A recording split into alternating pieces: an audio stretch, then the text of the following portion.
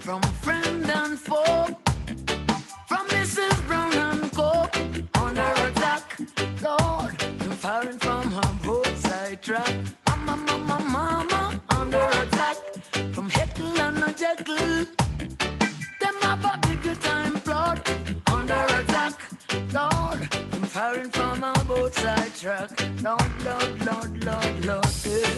I wanna make two. I do want to make four. I couldn't take the deal that they were giving, so I walked right out their door. Now Mrs. Brown, them a frown. I call that goose is gone. She planned a secret war. Said she wanna even the score.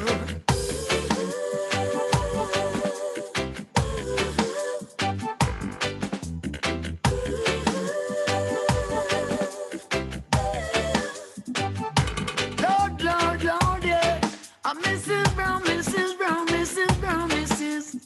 Lord.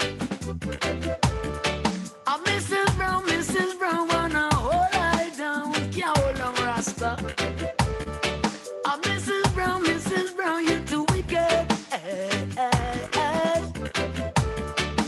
Mrs. Brown, wanna hold I down.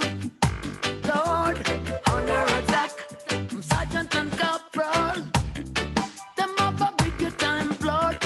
Under attack, Lord, I'm firing from her roadside track. Mama, under attack from friend and foe. From Mrs. Brown and Co. Under attack, Lord, I'm firing from her both side track. Lord, yeah. Oh yeah, I tell you them too wicked. So, yeah, look Mrs. Brown, them a plot. The plot to liquor some are short. How them a forced because of them a lost. How them a furious now. Let them a threaten my life. Rumor just a fly well high. She make up a crowd and a plot. Say they wanna cut I short. Under attack from friend and foe. From Mrs. Brown and Co. Under attack, Lord, I'm firing from her roadside track. Mama, under attack from Heckle and a Jekyll. Them have a bigger time plot. Under attack, Lord. All right, let me say a special good evening, a special welcome to all of you already locked to the Civic Vibe space at this time. It is already 6:05, and that is the time, the 19th day of March. Yes, 19th day of March already, 2023. It is 6:05, and we're ready to go. This afternoon, folks, it's always a pleasure to have you on board, and so we want to say on behalf of the Civic Vibes team, thank you very much for being part and parcel of the time spent here each and every Sunday from the 6 o'clock hour. Just in case you don't know, my name is Loftus Duran, host of the Civic Vibes program, aided and abetted by competent brother as well, Brother Alvin Thomas, of late co-host of the program as well. Let me say a special good evening to Paula Celestine, wherever you are at this time, and the Civic Vibes team in general. Just before I get to the live feed at this time to, shout out some of the out there, and thereafter to give us an idea of the program to follow this afternoon, let me move across to Brother Alvin Thomas so he can give his opening remarks. Alvin, good afternoon to you, brother.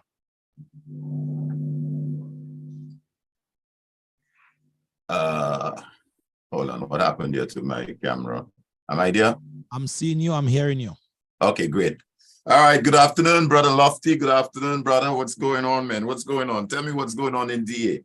Well, DA, a little wet lately, but we need that because of late it have been very, very dry. So all well and good.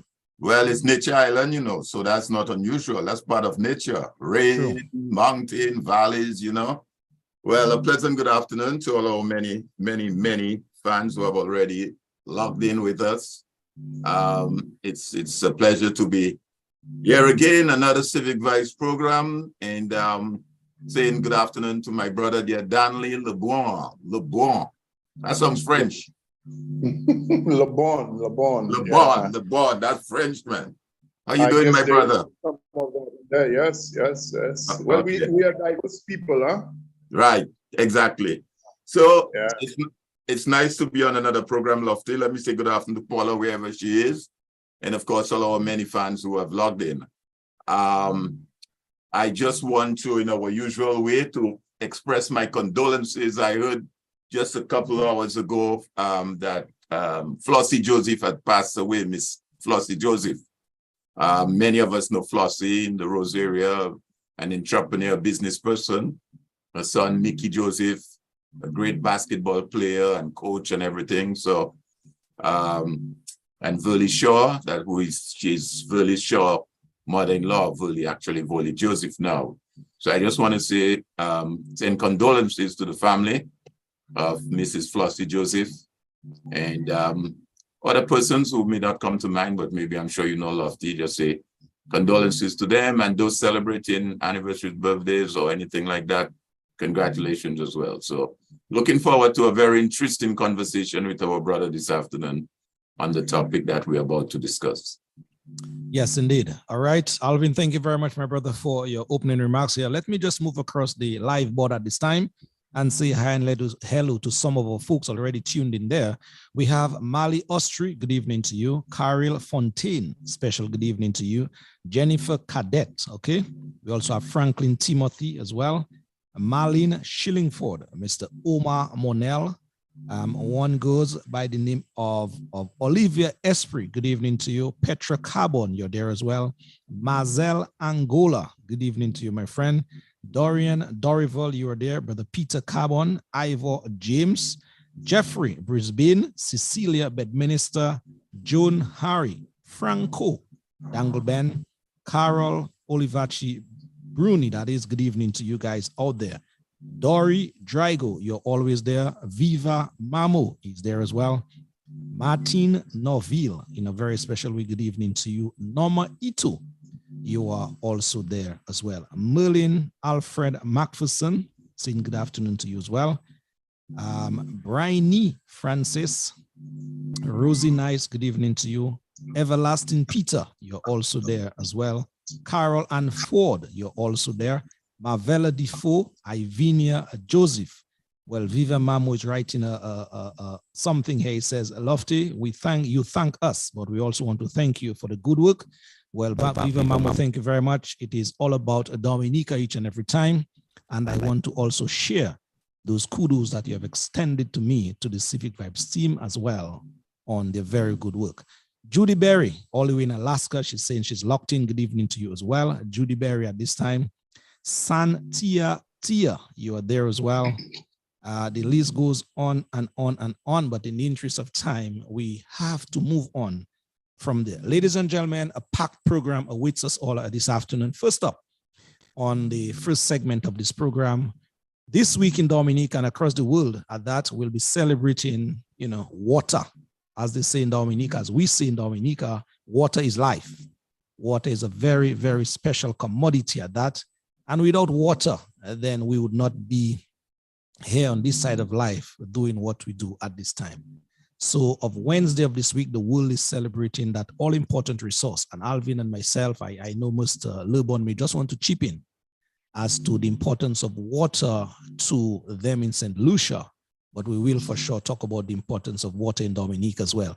And I also want to put on the record as we move in here, say a special thank you to the Wasco, our sole water company in Dominica. They too, they will be front and center as this week moves along, basically participating in some kind of activities and engaging the public, some panel discussions, exhibitions, I'm being told, for the entire week and not just Wednesday as the world sees it fit to celebrate that day. So Dowasco, Mr. Etinoff, you and your crew, thank you very much for basically having us in Dominica safe, as it were. We're drinking water and water in general is concerned. So that is the first segment here on the program for us here this evening. On the second leg of the conversation we're going to have, well, before you just, let me just say very briefly on the matter of water.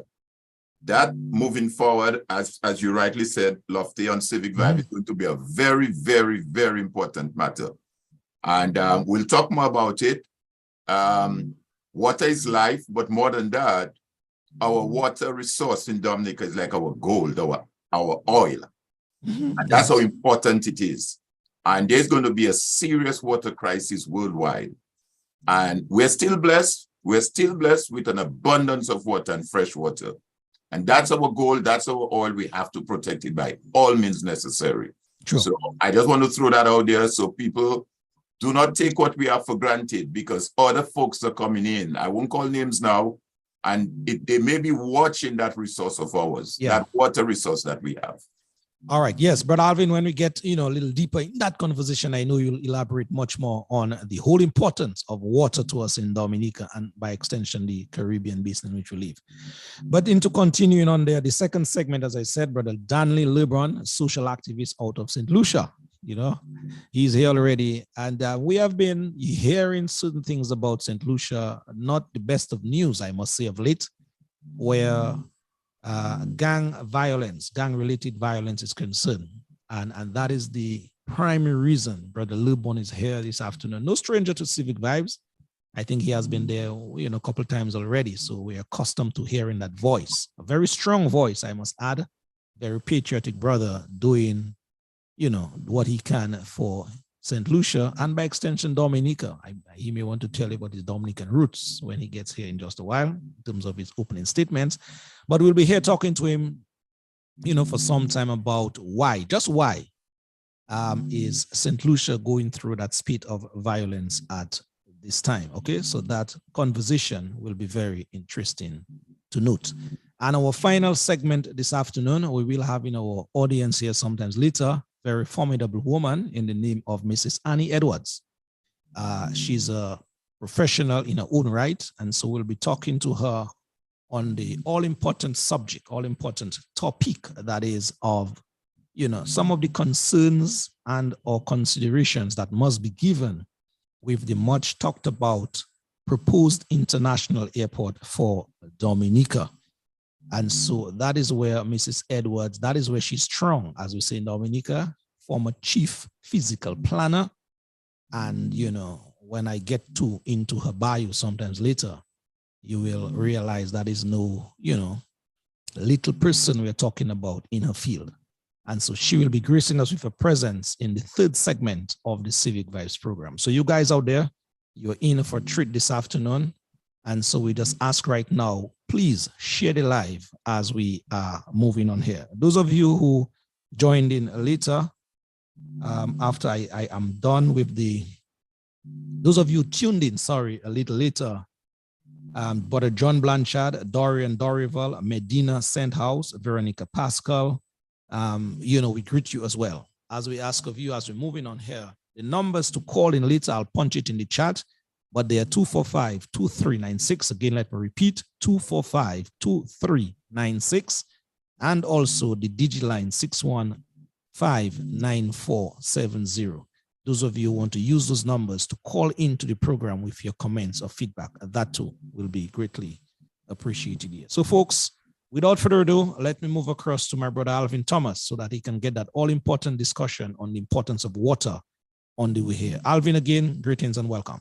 Yeah, thank you, Lofty. Thank you. Well, as I was saying earlier a few minutes ago, there, like other countries in the region, Dominica is blessed with certain resources. We are blessed with certain resources, and two of our main resources that we have in Dominica is water, which I would say is our main resource. And we also have what I would consider mining to the extent of pumice, sandstone. I mean, you see the kind of material that has been extracted from Dominica over the last several years. One of the main persons who is doing that is Gadakan and several other institutions. And it is said that our pumice, the sand that we have in Dominica, is one of the best in the region. Even the sand that comes through, that you get from the Lai River area, It is one of the best, simply because it is washed. So you don't have to wash it anymore. But that being put aside, our water, that fresh water that you see flowing from our many waterfalls that we have in the Campbell area, in the Roseau Valley area, the rivers. I mean, when Sister Annie comes later on the program, she will point out that there are 8 rivers of different size, if one could say, running in the area where they want to put this airport. And that's just in that little area. So 2 years ago, because of the drought situation that was taking place in California, the government of California, the administration there, had water traded as a commodity. Just like you trade gold and all these other resources and commodity, water was traded as a commodity. That shows you the extent to which the whole question of water and the scarcity of water. It is being said that by 2030, the world is going to face a serious water crisis. Now, one might argue and say to me, well, 70% of the world is water with the sea around us. Yes, that is true. But it is much costly to desalinate the salt water, and in addition to that, the polluted ones that you have. Dominica hasn't gotten to that stage yet. We still have a lot of fresh spring water, and we have to find a way to protect that resource. We must not allow folks to come in. For example, I don't know whether there is a clandestine move why they want to settle the Chinese in the Woodford Wesley area. We have a lot of water in that area. It is my understanding that there is a move to relocate folks in Campbell. In the Campbell area, there are some 8 or 9 waterfalls in the Campbell area, that area.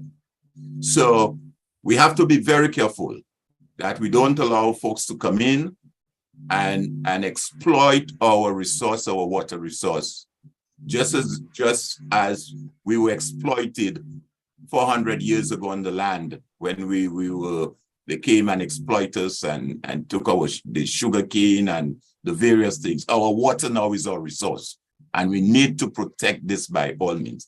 That brings me into the question of legislations, regulation, and enforcement, because it means we must not indiscriminately do development in areas that are going to compromise our water intake, our water source. We have to guard that. So hopefully, we can have a little more in-depth discussion later on another program. I will say there is let me mention of a book written by Dr. Alan N. Williams. The title of the book is Deluged, D-E-L-U-G-E, Dominica Water Surplus, the Caribbean Water Crisis, and the Global Water Challenge. That's a book written by this gentleman and very enlightening. It mentions Dominica water surplus. It mentions the likely crisis of the region and what can be done to mitigate that. I would highly recommend those of you who can lay your hands on a copy of that book to get a copy and just read it. Read it, get the information, the knowledge, and see what is being said about our water resource in Dominica. All right, Alvin, thank you very, very much indeed for this. Just before we get into the topic that Brother Lubon is here to discuss with us, let me just see Brother Lubon would be interested in chiming in on the topic that we're discussing now. We're going to wind up on that in just a while. Brother Lubon, how important is water to you guys in St. Lucia at this time? Well, I don't know that we want to isolate the importance of water to any one territory. Yeah. Indeed, water is critical to all of us as a region. But I like the point that the brother was making earlier, that we have to understand the importance of that resource and treat it with jealous custody and ownership, if I should say. I want to make the point that we have to move beyond just looking at water availability and quantity and focus on quality of water, okay? Sure. Because one of the problems we face in St. Lucia, and I suspect you guys may not face that problem as much as us. I suspect in Dominica, you do a better job of managing your natural resource, is that there is an issue of turbidity in the water. When there is rainfall, and sometimes the slightest rainfall, the water supply has to be shut off because of turbidity, and to not allow a situation where you have, to make it simple, brown water coming to people's taps, okay? So the issue of water quality, and not only from the standpoint of turbidity, again, in managing that resource, we have to look at use, okay? Water is a public good.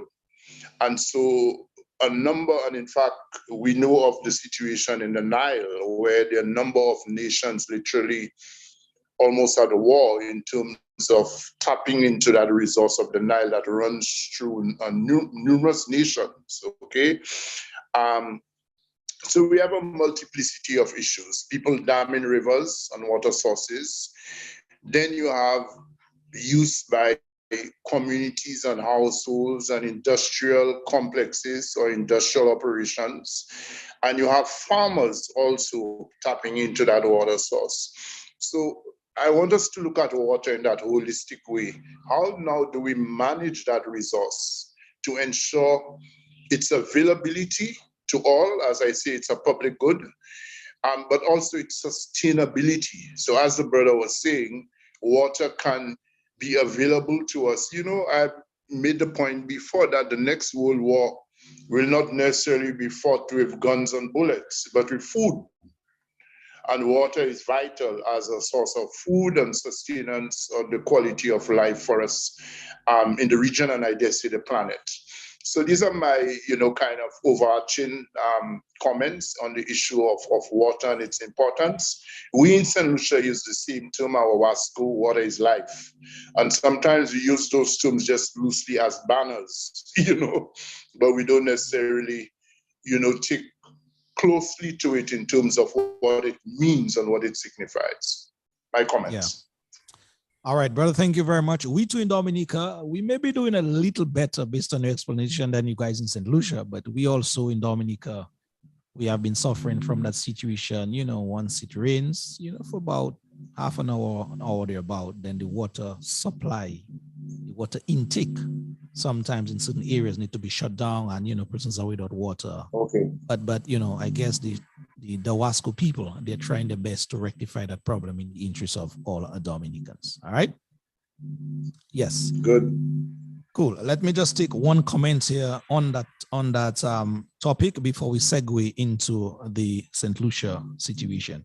Antoine George is saying here, yes, we really need to protect our water, especially at the time when our rivers are not the same. He writes here, when I grew up, our rivers were very, very deep. All right. So Brother George, thank you very much for your comment and other comments here on that topic, really importance of water, not just in Dominica, but in the regional space, as Brother LeBon pointed to a while ago. Okay, folks, it is Brother LeBon's time now, basically. And so let us now, without further ado, move across to him. Brother LeBon, just a brief introduction of yourselves. I know we are into discussing already, but, just for some persons who maybe don't know, who is Brother LeBon? Well, put it that way, I've been around extensive experience in community development, working with people. That's my forte. I have, traveled through the region, including Dominica. I have a lot of found relations in Dominica, Brother Ati, Soba's Esprit, a number of guys in Dominica that found friends of mine going way back over a period of 15, 20 years, My first son actually is born out of a Dominican mother, As we know, the Caribbean is one space we traverse from territory to territory. And you'd remember your famous Hurricane David some years ago, which gave cause for some Dominicans to move over to other territories.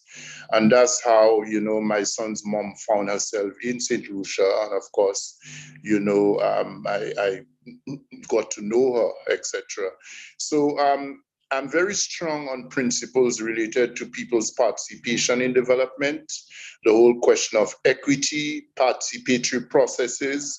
And I think this is key because too much in our development process, governments make decisions in which they don't recognize the importance of the population and the residents in the decision-making process. And I think we have to now begin to forge a rapport in which, or a process in which that is recognized more significantly. You know, somehow governments take it for granted that you elect them and then they become, interestingly, people who we employ almost become our bosses, you know, so to speak. And that dynamics need to change. So that's me, very much a people-oriented community development, community activist. I worked for some time with the government of St. Lucia in the earlier regime as press secretary. I've worked with the farming sector across the board. I've been there. I've been around doing a number of things within the region. Currently, I co-manage a TV show with my son that I think perhaps is known a bit in St. Lucia, in Dominica now. It's called Good Morning St. Lucia.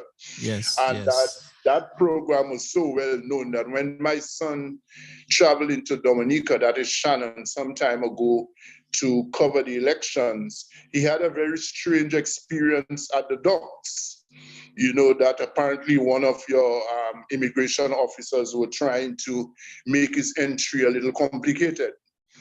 And the story I understood is that a customs officer intervened and said, but what's going on here? Dominica is a free country, you know? And he eventually came through. I'm saying that because it's important for us to, obviously his name became known because of some of the work we've been doing. Yes. You know, you've been on our platform and we interviewed a number of Dominican activists, political activists and functionaries in Dominica on our platform. So I suspect somehow his name was in the red books, you know, so to speak. But, you know, so this is me, this is who I am. And I am pleased to be part of the discourse with Brother Lofty, who is somebody that I respect quite a bit. We have never met face to face, I like saying so, but we have a warm and positive relationship. It would be amazing to know how much we share information back and forth and facilitate the work of each other, not having ever met face to face. True. True. Thank you, Brother Lebon. Thank you for that. And on that note, let me just apologize on Brother Lebon's behalf for the sort of, you know, poor lighting situation that is in his space at this time. That is a situation beyond his control at this time. But his voice, I can tell you his voice is strong enough, and that for sure compensates for the little lack of lighting at this time. Okay, Brother Lebon, let's see how we can work with that as we go along. Yes. Let's get to it now because we're already 6:30. We have to, you know, move out of that space by 7 o'clock. The situation in the developing situation in St. Lucia, as it were, where for the past 2 weeks, 3 weeks, we have been reading, we have been hearing a lot of, you know, gang-related situations where a number of persons even died as a result. Can you just put that in perspective for us, sir, please? Well, I think to look at that situation, we have to reflect on it in the context of the region and what's happening with our governments and the whole question of our ability as small island countries to manage our economy and our development in an equitable manner. So what you have is situations where our countries are managed and developed, and then you have a significant group of the population, so to speak, that have been left back for varying reasons, you know. Perhaps people may not have benefited from a good enough education, or just the region or area they're born into. You know, people are sometimes underemployed. There's a question of unemployment that continues to dog us as a region. So there are myriad of issues, in that regard. So I think we have to first cite it in that way to understand those issues, those concerns, those difficulties, and how do we as a region, as a country, in the case of St. Lucia, are able to manage our development process in a manner in which the people sense one, and I spoke to the issue of participation before, a sense of belongingness and involvement, but also that they are valued and they have a space in their country.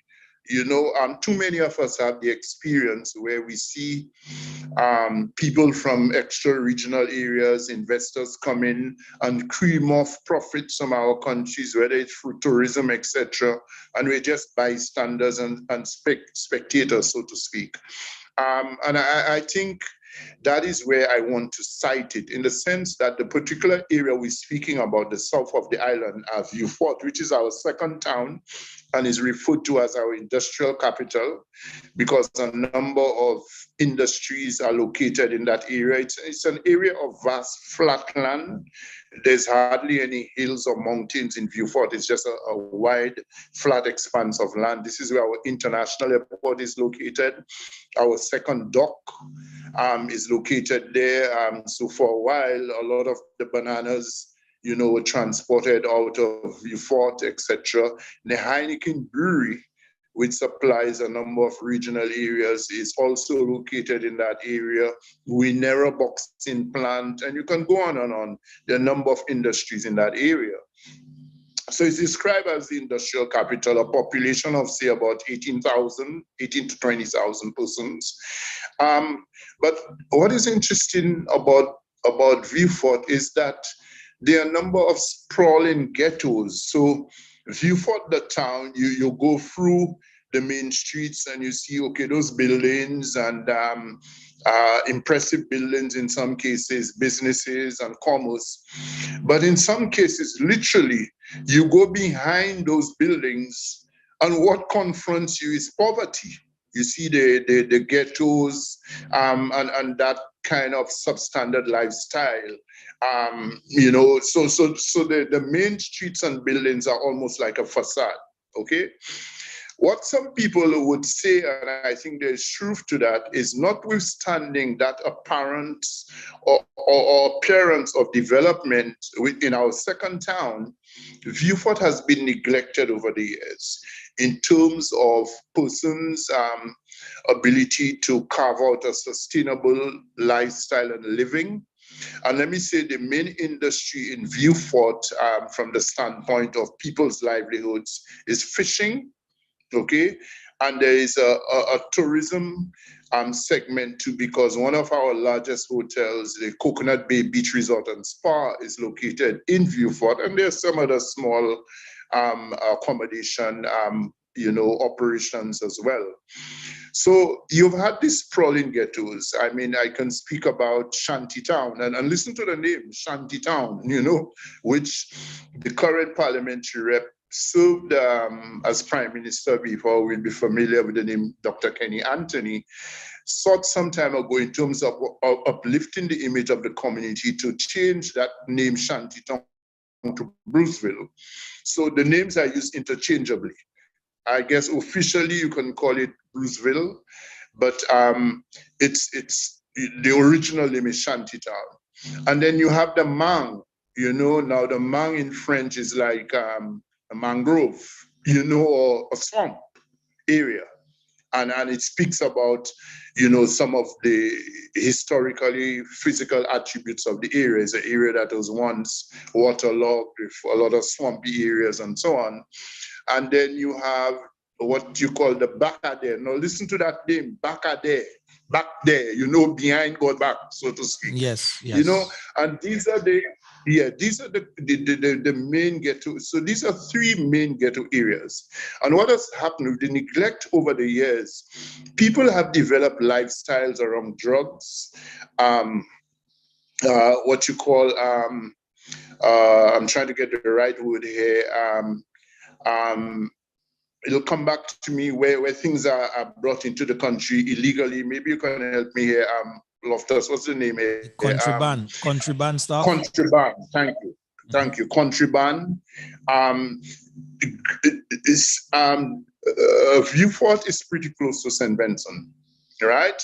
And more so the south of St. Vincent, where you have a lot of the marijuana plantations, etc. On a good day, you can see St. Vincent fairly clear.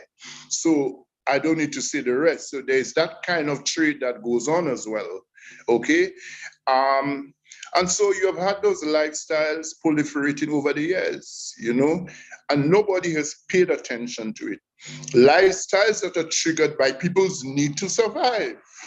You cannot get employment, you're marginalized. So what do?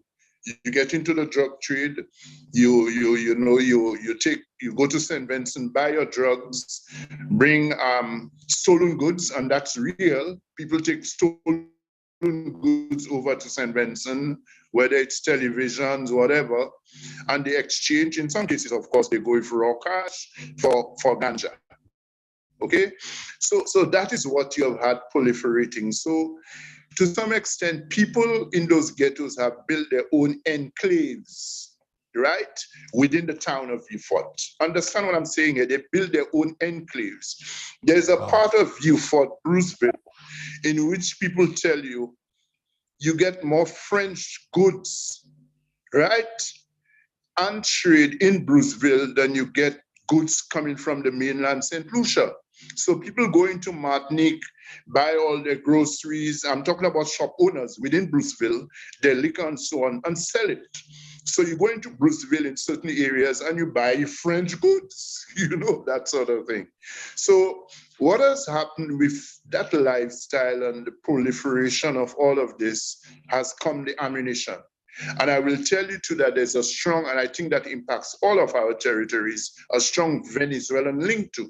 Okay, people will tell you of the Venezuelan fast boats coming into into Viewfort to drop off their, you know, their drugs. And in some cases, we're talking about coke, crack as well.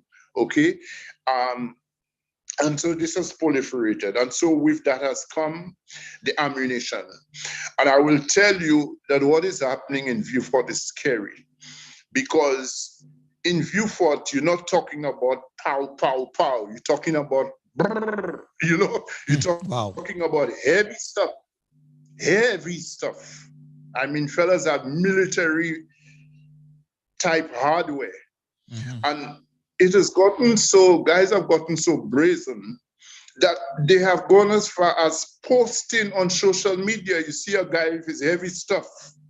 You know, some of them would mask their face, but some of them have gotten so brazen that they don't have any mask on their face, right? And you have seen those various postings on social media, sometimes 2-3 of them, you know, openly with this thing in our face, etc., etc. We have had also postings on Facebook of 5, 10, 15-minute volleys of gunfire. You know, and those things have gone on and on over the years. Certainly there have been shootings and killings before, but the most recent one has been the most severe in terms of the number of lives that have been lost. Now, I will tell you what has triggered that. It started by an attack on the son of what our Prime Minister recently referred to as a Don.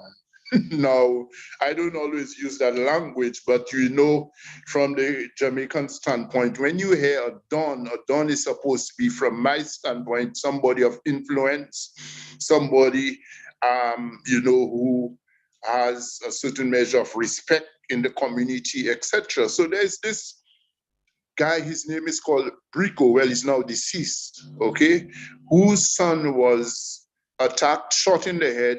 The son survived, and a brother of the son came back and shot the guy who purportedly shot the son. And that triggered, on that one day, 3 killings. Wow. Okay? Because the guys, there was reprisal immediately. They went after the father of that guy, that is Brico, and shot him to death. And then guys were looking for the guys who shot Brico and found a woman. You know, I don't know if you saw some of that footage. Very sad I to did. see I this, did. this lady's body in a drain, you know, so to speak, you know, and shot the mother who was related to the guys who they suspected shot Brico, right? Now, you shot this Don, this kingpin, and so you have upset a number of people in the community, because I will tell you, I mean, I don't follow that lifestyle, but these guys help to sustain these communities. They provide livelihoods, they provide employment, and Brico in particular owned a number of fishing vessels. Apparently he had an earlier lifestyle in drugs, but he graduated from that. And so people would tell you, they would go down to the docks and Brico would give away fish. You know, so he supported the community a lot, you know, from that standpoint. So that is really, in a broad way, the backdrop in terms of what is happening if you thought some of the history that led to it and where we're at now. Okay, yeah, so that's my initial comment. Wow, Alvin, yes, thank you very much, brother Lubon, for, you know, sort of putting that in perspective for us. Alvin, any thoughts based on what you heard thus far? Well, I think brother Lubon is right on the money. Yes. You get me? Yes. You get me? Yes, we are. Yeah, I think brother Lubon is right on the money. He couldn't have said it better. And I think, as he said, we can't have a conversation on this matter just looking at the St. Lucia situation. We have to look at it in a much broader context in terms of what, if we may use the word, implications there may be for us in the region, and how do we tackle that issue. In any island in the region, whether it's St. Lucia, Dominica, St. Vincent, anywhere, it is a fact that where violent crime and corruption flourish, our socio-economic development lags and democracy is undermined. That's a fact. And as he has said, what you have find is that in those communities, as he described the situation in Beaufort, the crime there is associated with the social and the economic vulnerability of that area. That's exactly what's happening. So I think it is a major issue. It is something that cannot be addressed just from a policing point of view. I know we time may not be on our side, but it cannot be just an aggressive policing type approach. I heard the government requested the RSS to come in and help. There are several answers that need to be looked at, several options. The whole question of youth unemployment, how do we deal with that? That needs to be addressed. We have to go down to the root of the problem. Why is it in the first place that these young people, as he have pointed out, gravitated to crime and guns and violence? And one of the elephants in the room is that what we call corruption at all levels. We see these corruptions in the region, starting from our governments, filters down, lack of opportunities for young people, and as a result, you have that situation. So I agree with him wholeheartedly. Yeah. It's an issue that we have to really grapple, but we have to get to the root of the problem. And until we deal with that, we're going to have that ugly thing coming up in our face, not just in St. Lucia, but throughout the region. True. Yes, thank you, brother Thomas. Lebon, just before I get back to the live feed there to get what is coming from here. Is my background looking better now? I try to make a little adjustment. It's still the same, but we are hearing you loud and clear, so that is okay. It's still the same. Yeah.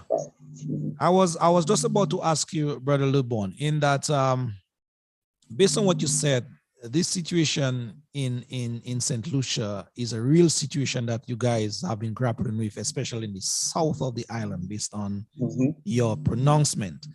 I'm trying to put my finger on how I should call it. I heard brother, what's his name? Alan Shasnid, you guys former prime minister, made a video clip, just warning and having, telling guys that, to hold their restraint, as it were, in that matter. Also, Dr. Kenny Anthony did, and other voices. Can you speak to some of the voices in particular that you guys heard over there, and were some of these voices, were they effective in sort of, bringing some kind of cool heads around the table, as it were? Well, interesting question. I mean, the parliamentary rep, former prime minister, was actually on our platform. Good Morning St. Lucian issued a statement, which the entire media utilized. The prime minister issued a very short 6-minute statement. The leader of the opposition also issued a statement. I don't know how much people are listening to those statements, to be honest. I think people's concerns go beyond that. People's concerns are to do with their livelihoods, and people are now caught up in the current melee involving killings and reprisals, etc.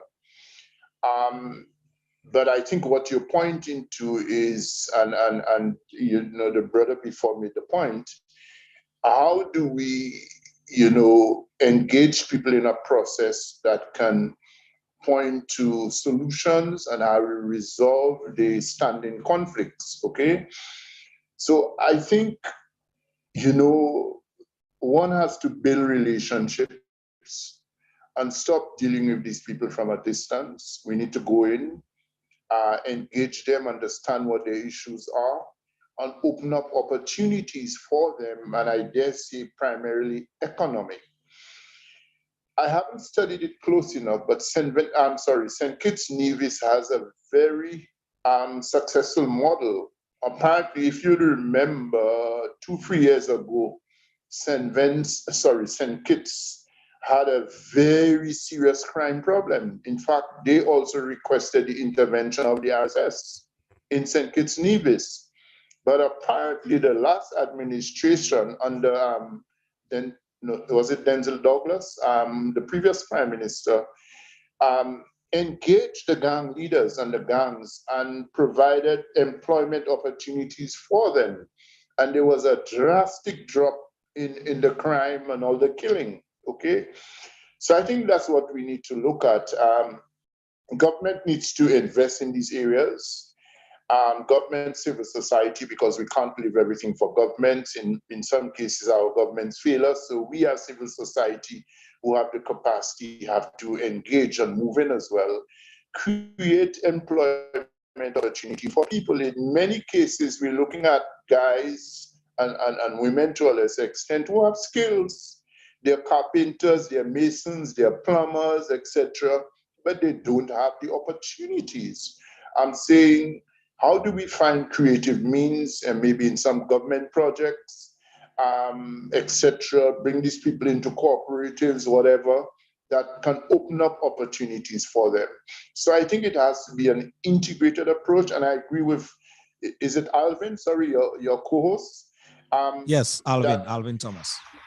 Yes, it is not just a confrontational approach, and the RSS landed in St. Lucia on Friday, at the Southern Airport, UNR International Airport, and they're here now. So they have done like about 2 days or so. But what happens when the RSS exits? Do we go back into the same situation? And these guys are smart. The reports are that a lot of them have moved out of Vieux-Fort, gone into other areas, and some may have traveled over to St. Vincent. So I think it really involves engagement and trying to create opportunities where people feel valued and that they're integrated into the society in a meaningful and beneficial way. Yes, indeed. It's already 9 minutes to the hour, 7 o'clock. Alvin, any points you want to punch there before I go to the live feed as we, Yeah. I think LeBron is absolutely correct. I mean, Lofty, take Dominica, for example. Let's take Dominica as an example. and you're an island, and you take a walk then down St. Joseph or on the block I don't want to discriminate any particular area. That's not what my intention. But take a walk St. Joseph or Grand Bay or even Roseau, and you see these young people just wandering around. Portsmouth, any one of those places, they're just wandering around. A few of them may be employed with the NEP, a handful. I mean, they don't have jobs. How many of those are dropouts from the secondary schools or even primary schools? How many of them are not in school? I'm not graduated from a high school or even a primary school. You know what I'm saying? I mean, when you take those issues into consideration, clearly what you're lending is putting these young people in what one might say arm's way. And let's not forget the corrupt practices and behavior for governments in the region. The young people are seeing that. They see a minister get into office, and within 5 years, he has 5 houses, and he's building mansions all over the place. And corruption is no thing. So obviously, you're going to have that correlation. These young people now, when there is no alternative, nothing else to do, that alternative is going to be violence. It's going to be crime. And I think until such time we get to the root of the problem and realize, well, it's much more than that. Even the justice systems come into play. I mean, you take this young man that might have committed a crime, you throw him you incarcerate him, and he just stays there. He's not rehabilitated. He may spend 2 years, 3 years, and then you throw him back into the society. So he hasn't really changed while he was incarcerated. He gets back to that revolving door because he comes out there and he's now tainted. He can't get a job. Prior to going to prison, he had no job. He wasn't tainted. Now he's tainted now. He doesn't have a job. What do you think is going to happen? Crime is going to come back. So I think it's a huge problem that, as LeBon said, have to engage many stakeholders, the business sector, civil society, where we can sit down and examine the root of the problem. Because just saying, well, I will beef up my police force and send my police out, and so that's not going to solve the problem. I'm telling you, it's not. So it's a discussion that will require more conversation as we go along, but useful conversation which I think we need to have. Let me just end quickly by saying that the UN Office on Drug and Crime, the UNODC, matter of fact, they had a what you call like a conference not too long ago, sometime last year about, and they have developed what they call a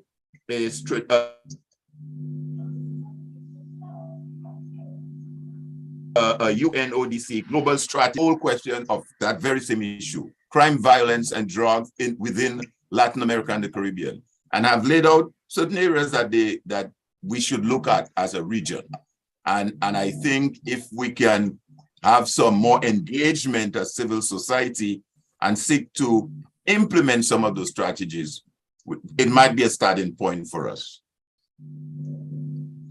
Yes, indeed. All right. Thank you very much, Mr. Thomas here for your comments here. Brother LeBon, any final comments? How would you want to wrap up that discussion that we are having here, really scourge of gang violence in your country, brother? Yeah, well, I think as I started, we have to try to find a development model in which persons feel valued, that notwithstanding their skill sets or their lack of education, some of them may be illiterate or whatever, they can find a niche. They can find a way to survive at a very minimal level. You know, we have too many people in our societies that are marginalized, that literally day by day have to try to eke out a living and a plate of food, etc., etc. Okay, so we have to find a model in which those people are embraced into the wider society. And unless we can do that, you know, Brother Thomas spoke about the revolving door. Well, the problem will be revolving because When we do not invest in these areas, in these ghettos, in that demographic of persons, what we find is the problem comes back to haunt us, because the same areas and people we neglect are the ones who target our investments, our businesses, our homes, our vehicles, etc. Okay?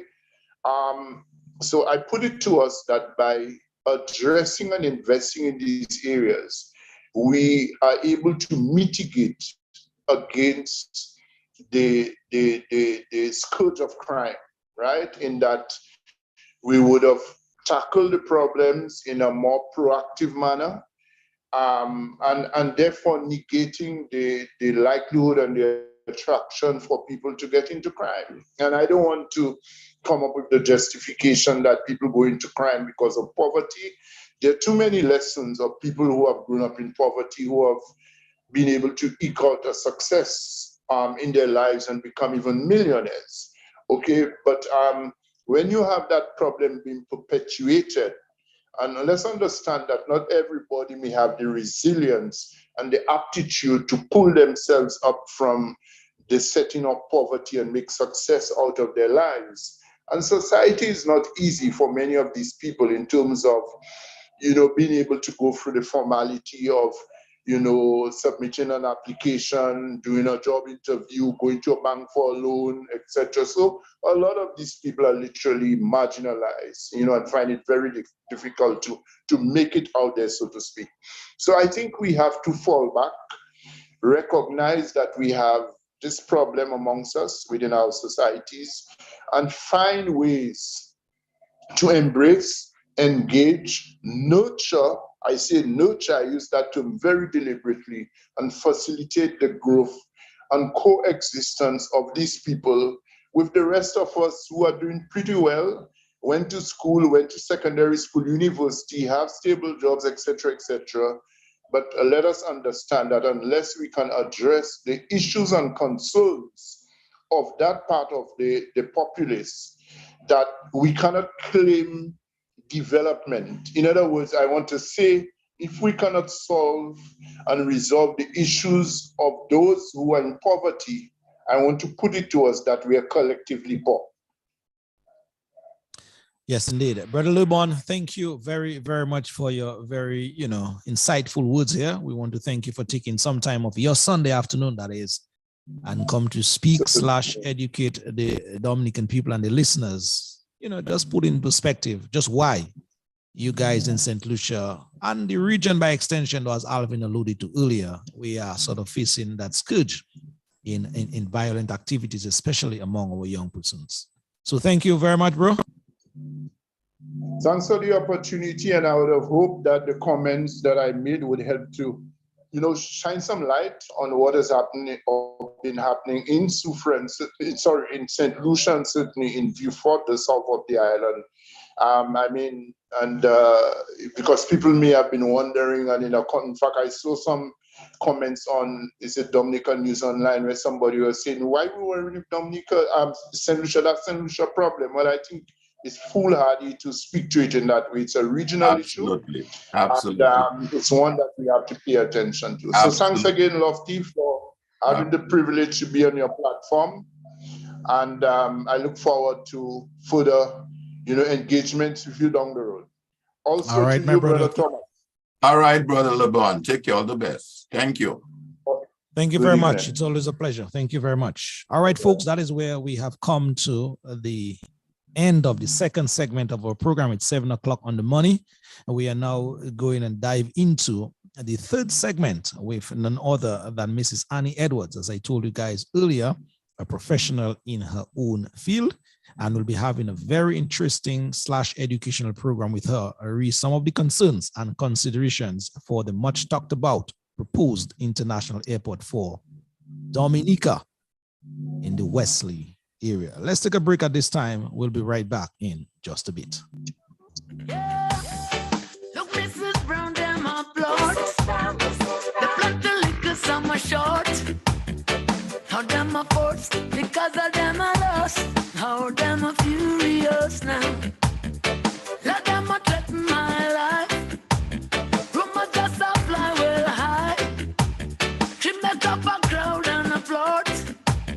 say they wanna court I sharp.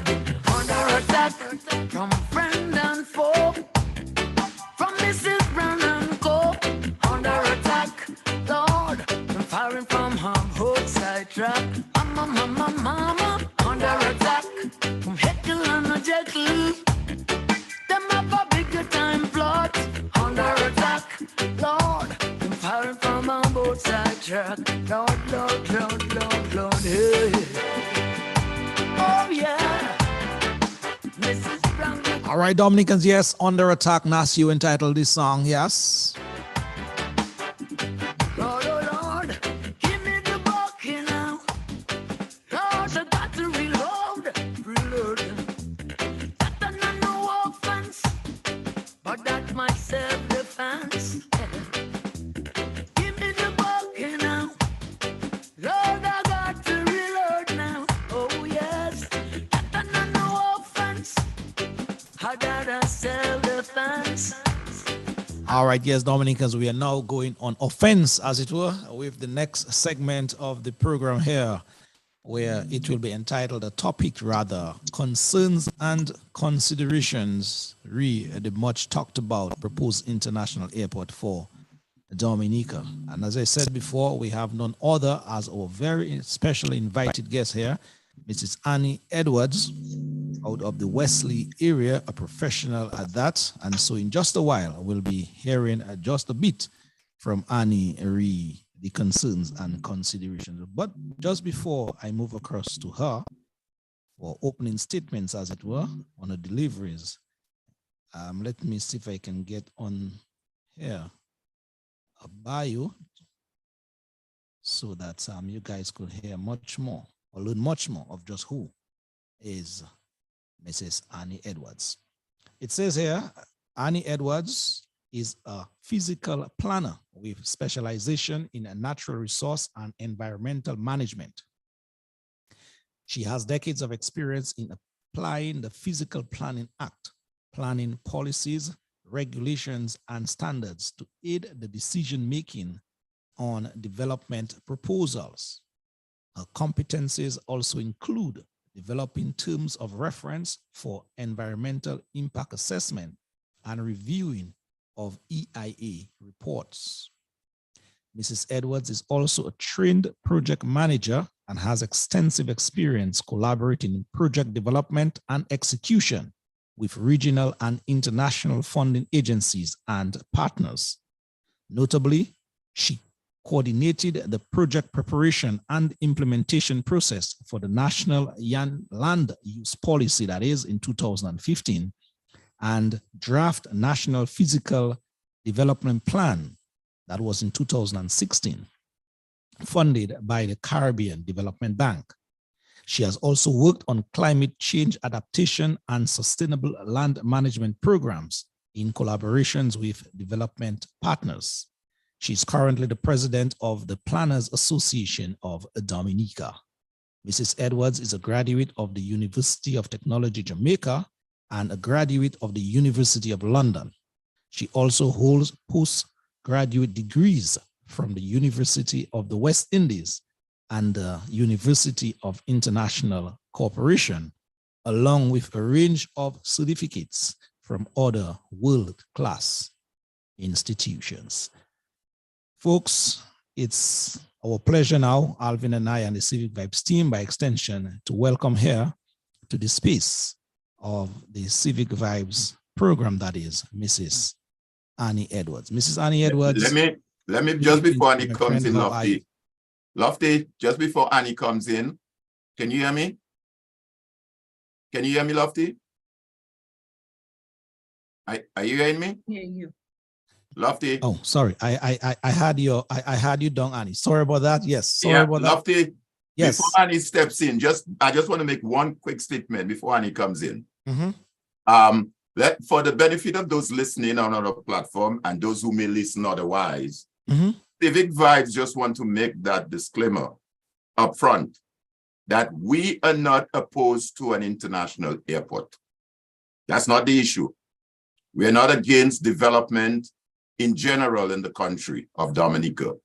Our mission as an organization is to call for good governance, to call for good development, to call for equitable development, to call for transparent government. And we are in no way opposed to an international airport. So I just want to make that statement up front, so whoever hears the program later on may not construe our conversation this afternoon to suggest that Civic Vibes don't want an international airport. So I just want to make that opening statement. Thank you very much. Thank you very much, Alvin, for that disclaimer, as it were. Mrs. Edwards, good evening to you in a very special way, and welcome. Yes, good evening to you, Lofty, and good evening to your listeners. Thanks for having me on Civil Vibes. All right, you have been, your name have been touted about, all around sometime, your statements. And so this afternoon, Mrs. Edwards, we just, thought of bringing you here in this space so that many persons can get a much better understanding of what should be some of the concerns, what should be some of the considerations that must be taken on board whenever or if ever a project of that magnitude, would be on the way. And so, as Alvin said a while ago, perfectly in order, Civic Vibes is by no means, no stretch of the imagination against a project of that nature. But you being an expert in that department, there are certain things that must be highlighted even before we start to talk about, earth movement or whatever it is. So the floor is yours, Mrs. Edwards. I really don't know where you'd want to start this evening, but again, welcome. Okay, thank you. So this evening, my presentation will seek to underscore the importance of submitting the proposed international airport project to the planning department and the technical oversight that it will gain from that process. Okay. So first, I will explain the legal and institutional framework for planning and the planning review process. And secondly, I will give a little more detail on environmental and social impact assessment and the consultation process. I will also, where necessary, interject with some relevant examples to make the case more relevant. Okay, so development activity in Dominica, as we all know now, is regulated by the Physical Planning Act of 2002. It defines development as the carrying out of building, engineering, mining, and other operations in, on, over, and under any land, the making of any material change in use of the land or building, and the subdivision of land. So just from that definition, you realize that it's very broad. It doesn't tell you anything about who should apply. All it says is that if you are doing anything which falls under that definition, then you are doing development and you are supposed to apply for planning permission. Further, in the following section of the Act, it lists some exemptions. So for instance, if you are building a shed on agricultural land, that is not considered development. Okay. Yeah. Now, the institution responsible for administering the Act is the Physical Planning and Development Authority, called the authority under the Act. This institution doesn't exist. It was never set up. However, the government appoints a board. I think its duration is every 2 years. It appoints a board, and this board of the Physical Planning and Development Authority delegates all its duties to the Chief Physical Planner. So the Chief Physical Planner is central to the Act, and everywhere you go through the Act, you'll see mention being made of that person, the Chief Physical Planner. Now you can think of because of that, you can think of the planning department as having two arms. So the board is responsible to delegate its activity, and then there is the administrative arm of the planning department, which is managed by the permanent secretary of the ministry that it's located in. So what this setup really shows is that there's transparency in the whole way that the planning machinery is set up. The board is responsible for the legal aspect of the act and for policy matters. And the government, as I said earlier, is responsible for administration. Now, some people believe that it is the planning department that approves development applications. And you have been hearing words that, does planning have the staff to review an airport? Yes, but yes. that is not the way it is set up at all. The same board which I mentioned to you appoints a technical committee, and it's that technical committee that has the responsibility for approving plans that are submitted to the planning department. No, that okay, Mrs. Edwards, just before you go a little further here, let us just get it right down to the T of it.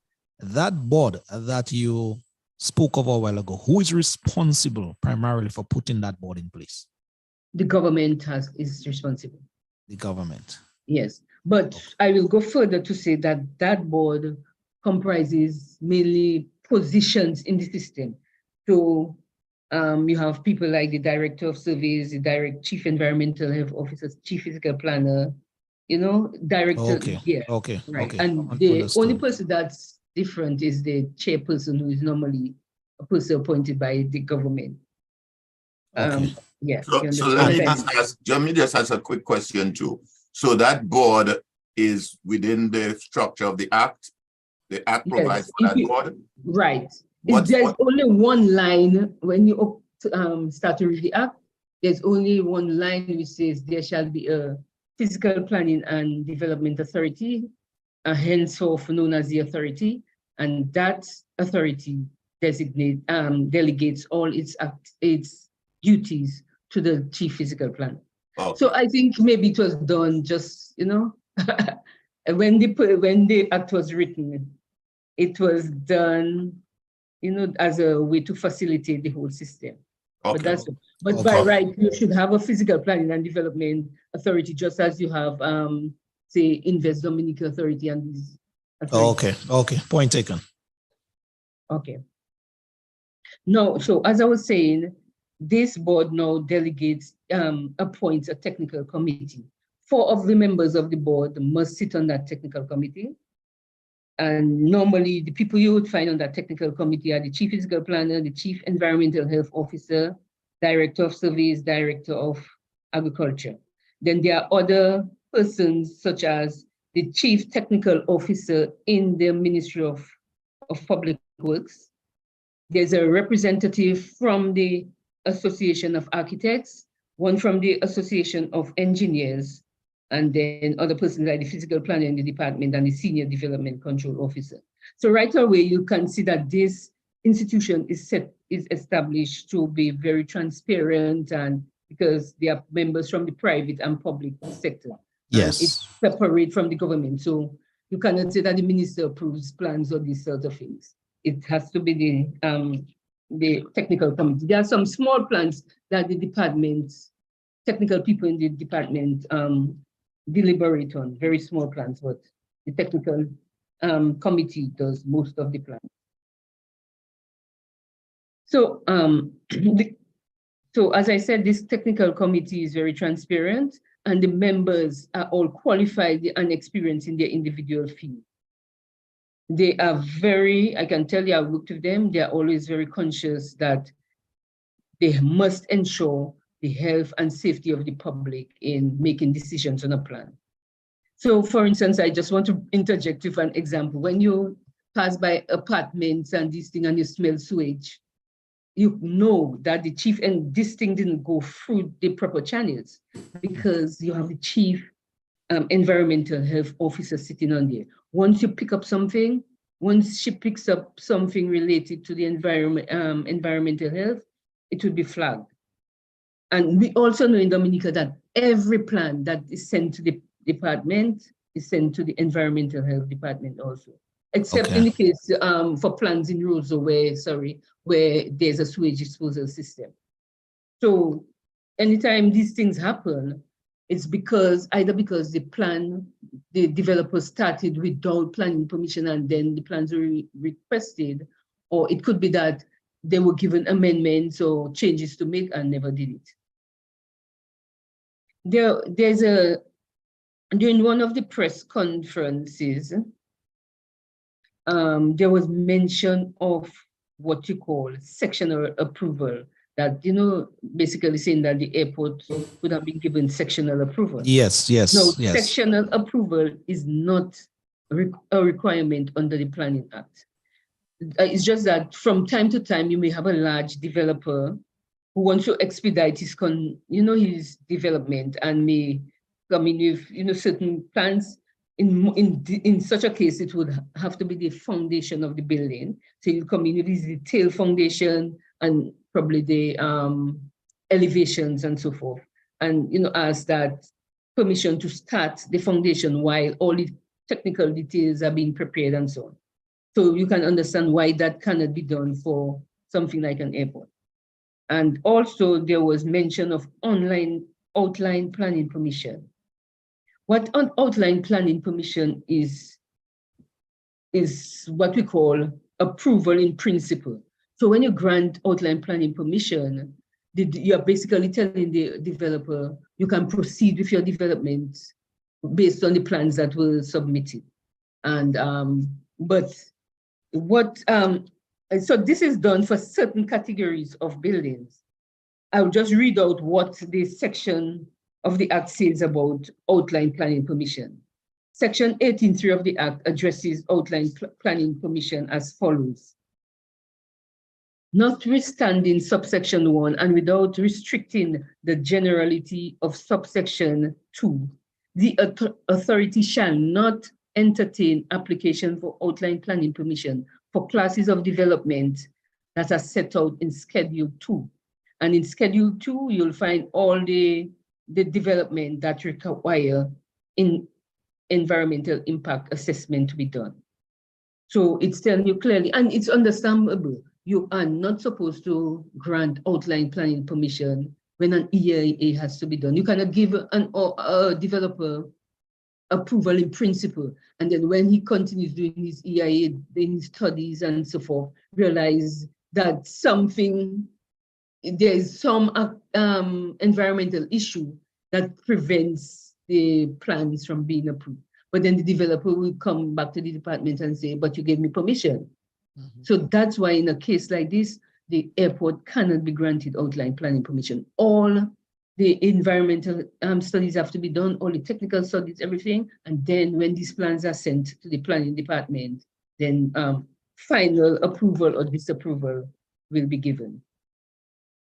Okay, so just to concretize the point that you're making there, what we heard in the public space, read the sectional approval of the airport project, that you're saying as a professional that cannot be done, should not be done. It's not as a professional under the planning law, of the Planning Act. There's no way in the Planning Act where this term sectional approval is mentioned. Okay. So just for my own benefit, point noted. Annie, what was that section you referenced? What was it section? What was it? 18.3. 18, okay. 18.3 was Okay. with regard to the outline planning permission, because we heard that you can get outline planning permission, you can get sectional approval. But you won't see sectional approval anywhere in the Planning Act.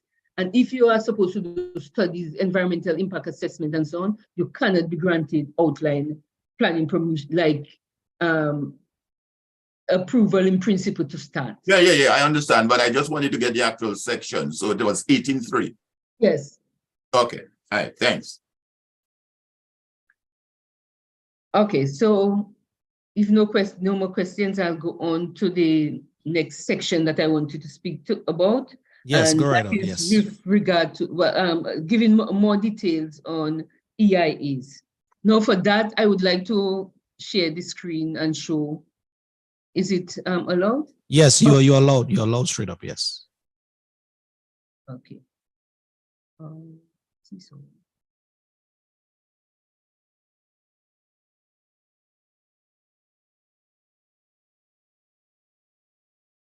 So on the screen, you'll see a map. Yes, we are now seeing your screen, yes.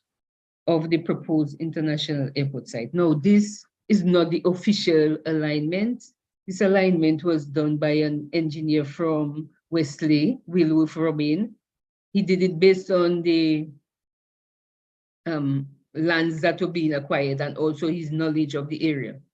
So he did it, and I incorporated it into a map that you see on the screen. Now, this map, this is really to give people an idea of the area and some of the issues that I'm going to highlight. So that green line you see across is the proposed alignment of the airport based on the optimal alignment based on his estimation. Now it starts from the blue lines are the water courses, rivers and water courses. So you see the darkest line is actually Woodfortill River. You can see it has a lot of tributaries. Yes. It's a relatively big river. It has a lake. Some of you might know that Woodfortill has a lake called Pan Lake. So that small blue line, certainly we see is Pan Lake. Then the red line that you see going across there, that is actually the public road between Wesley, between Marigot Wesley and which continues on to Portsmouth, Calibishie, Portsmouth, and towards the West Coast. So the red line is the public road. The yellow that you see there is just a basic outline of the community of Wesley, which, it's not accurate, but it's a rough outline of Wesley. Yes. Okay. Now, if you look closely, you'll realize that the public road actually cuts this alignment in two. So right away, you know that that road cannot exist if there's an airport. So that's one of the issues that must be addressed. Then secondly, there are a number of other water courses which you see cutting across. We can count 1, 2, 3, 4, 5, 6, 7, 8 of them actually, and some smaller ones, cut across the alignment of the airport. And this is critical, and that's one of the points I have highlighted. Some of these, if you notice, the public road, some of these actually start as springs in the community. So if you look closely, you'll see some of them start in the community and go down, yes, Cribo Bay, Marigot Bay, Walker Rest Bay, and Sophia Bay. So all these are water courses that cross the proposed airport zone, yes, and go across to the sea. So right away, this raises issue of how are you going to deal with these water courses? We know in Dominica that small water courses are some of the water courses that cause the most damage. For instance, in Petite Savane, it was not a big river that devastated the community. It was two small ravines which caused the death of so many people. So this is a very big concern that I think that the government should respond to and let people know how they are going to deal with it. Okay, so what is an EIA? An EIA is an EIA provides the planning authority, or is supposed to provide the planning authority with sufficient information to justify the project on environmental grounds. The terms of reference for an EIA usually require or request some of the following. I did not select all, but these are some of the requirements for an EIA. You're supposed to give a full overview of the project and provide what we call project alternatives. For an EIA, there must be alternatives. Alternatives take different forms. So you can have an alternative site, you can have alternative alignment, alternative project in the sense that you may make it shorter. It might be more viable to make it shorter or longer. So when you're doing an EIA, you don't stick rigidly to one proposal. You always must give alternatives. Secondly, you must have a description of the stakeholders and their concerns. And a stakeholder is anyone who is either directly or indirectly affected. Once the person expresses an interest in the project, that person is a stakeholder. Now, in the EIA process, engaging stakeholders is a key success factor because the stakeholders have what you call the local knowledge. So if, for instance, they had engaged the stakeholders of Wesley, they could then tell them, okay, there's a water course in this area, there's a spring in that area, in a particular area, there are swamps, you know, and right now is the persons who are building the airport are Chinese. They don't know our area. They have come into the area during the dry season. You need that local knowledge where the people can inform you of what exists in the area.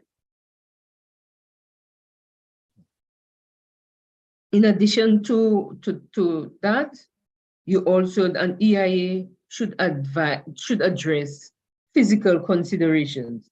So issues such as the topography of the land, the hydrology, which is the rivers, the geology, soil quality, groundwater, drainage, stormwater, and etc., and propose mitigation measures. So you're supposed to look at all these physical characteristics, determine how the project is going to affect them, and develop mitigation measures if once it's possible. And EIA should also address what you call the social impact. Sometimes for a major project like that, it's better to have a separate document which you call a social impact assessment. So that social impact assessment would address things like the structure. There'll be a study done of the community, the structure, employment, existing skills that are available. And it should have a record of all this so that in the event that the project starts, then you know the type of skills that can be employed. Then in a case like this also, we know that the school, if you look closely, you see the school is right next to the strip, so that school has to be relocated.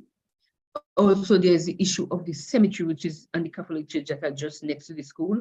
What is going to happen to these?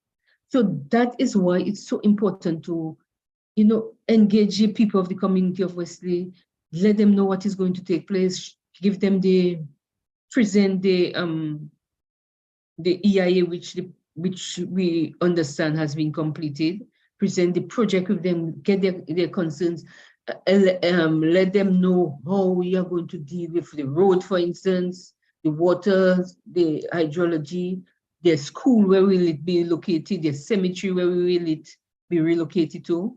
If the road cuts across the airstrip, where will be the road diversion, where will the road diversion be done? And this is something that has to be carefully done, because when a road which normally goes through a community is diverted, then the community stands to become a dead community, because that road is creating a lot of the activity in the community. It's helping to generate a lot of the economic activity. So that is why it's so critical that these people are engaged, and also a redevelopment plan is done for them. Then one of the even more critical aspect of an environmental impact assessment is an environmental management plan. So this management plan is supposed to be attached to the document, and it will ensure that the authority, that the proceeding actions, the actions that were mentioned, the mitigation measures identified, and everything else, all the social aspects, are not just statements of goodwill by the company or developer, but will be effectively implemented. Because, you know, it's kind of the environmental management plan holds the developer accountable for what he or she says that is to be done. In terms of public consultation under Section 22, the Act demands or mandates the Chief Physical Planner to issue a notice to the developer, and in certain cases of development, that and that notice will request that details of the development should be published in a newspaper, and such details should be given as directed by the chief, and should also be given to special persons and authorities. So we have the village council would be given details about the project. So the Planning Act is very strong on publicity, let people know what's going on, let people inform all the authorities and inform everyone about the project. It also, in the cases of under section 22C, it highlights that the EIA must be also made public. And this plan needs an EIA is required for this development because it falls under Schedule 2 of the Act, which are pages 217 and 218. So there you'll see all the list of projects that require EIA, and an airport is one of them. So in conclusion, I affirm that I am not against the construction of an international airport. Just as you said, I'm not against it. However, there are processes that need to be done, and these must be done in accordance with the Physical Planning Act.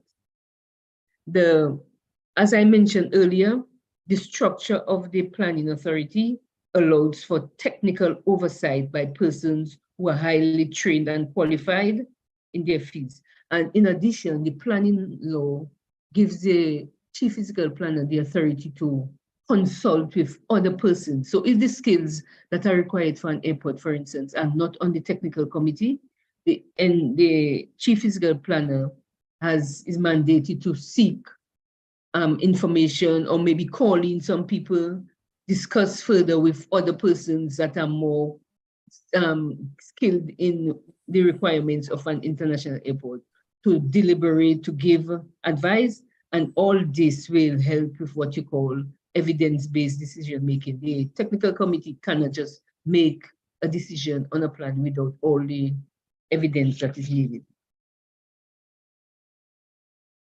The building code also provides, there's also something called the building code that is, everybody knows what it is. It gives all this guidance for structural details of a building. And it makes, it recommends that on certain sizes of building, a special inspector should be appointed. Now, in Dominica right now, we have a lot of retired engineers who can be used as special inspectors. Now, these persons would give oversight on behalf of the government, work with the developer, keep an eye on the developer to ensure that what they say they're going to do is actually being done. And this would assure the Dominican public that they'll get an airport. The Dominica, the National Physical Development Plan of Dominica says that only 12% of our land is flat. And that shows that we'd have very, very few areas where an airport can be built. So we have no room for error. Once an airport is being built, it has to be done properly. It has to follow the processes so that in the end, in another 5-10 years, we don't end up with a white elephant. And that is the stand from which I come, that we need to do this thing. And once it goes through the planning process, it gets a rigorous review. Different people review it. And in the end, there will be a project that everybody is happy about and which Dominica will benefit from. It will be something that is sustainable, something that is climate resilient, because you take all the water courses and soil and everything into consideration. You can even look at things like vulnerability to landslides and also vulnerability to flood. These are things that the airport must take into consideration. The planning law, as I said earlier, also mandates that consultation must be done with interested person, and in particular with the community that is most affected. And the community is Wesley. You cannot be going, the people of Wesley were living happily in their community. The government went in, acquired their lands. As we heard, the people did not put up any big resistance. All they are saying is that they want to be compensated, but from a planning perspective, they are not saying it, but I'm saying that they need to be engaged, and then a redevelopment plan needs to be done for their community so that they will not be disadvantaged they're already disadvantaged, but some way has to be found that they will benefit from that airport. And there's another dimension. I'll just use a reference here that, once a person like me who has spent over 30 years at the planning department, I have seen and heard a lot of things and know a lot of things. And one of the concerns I have, or one of the examples I want to raise, is the issue of the Lai River Hotel, which became a white elephant. I was a very young officer when that plan was submitted to the planning department. People were excited because the plans were really modern and it was forward thinking. It was a forward thinking development. And, the developers would come, present at all different stages when they were developing the plans. And one thing they always did, I'll just interject, is that whenever they came, they would bring gifts to the members of the technical committee. And you know who the people were. They were Chinese who were developing that airport. Wow. That the hotel. Project, that hotel. And the plan was eventually approved and the work started on the hotel.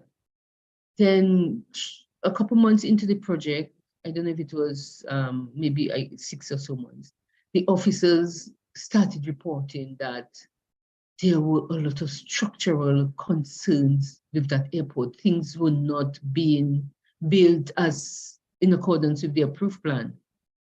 They were continually and trying to get the Chinese people to change it, and they would not change it. So what happened eventually is that planning stopped the project.